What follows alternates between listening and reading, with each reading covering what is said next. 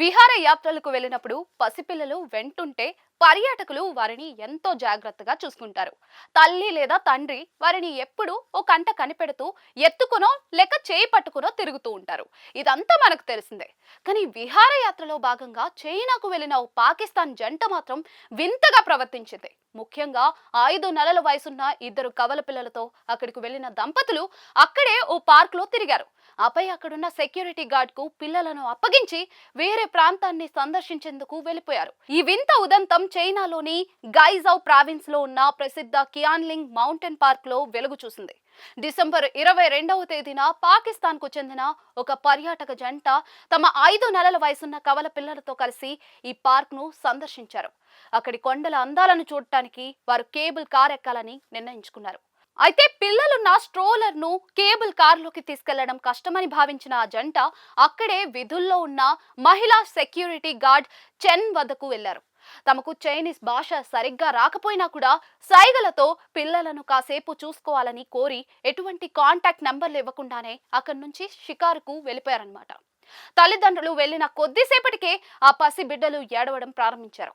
ఇది గమనించిన పార్క్ లోని ఇతర పర్యాటకులు, స్థానికులు ఒక్కొక్కరుగా అక్కడికి చేరుకున్నారు.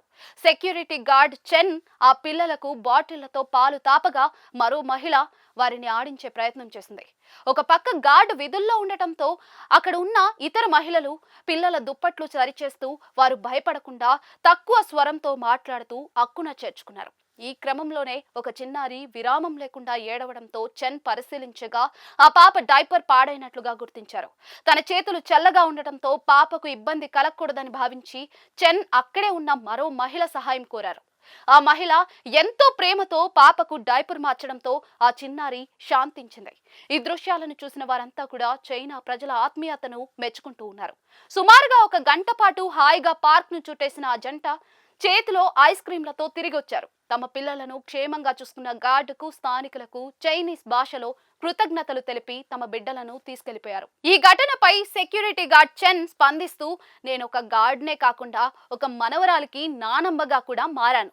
ఆ పిల్లలు బొమ్మల్లా ఎంతో ముద్దుగా ఉన్నారు. వారి భద్రతను పర్యవేక్షించడం నా బాధ్యతగా భావించి సహాయం చేశాను అని ఆనందంగా వెల్లడించారు.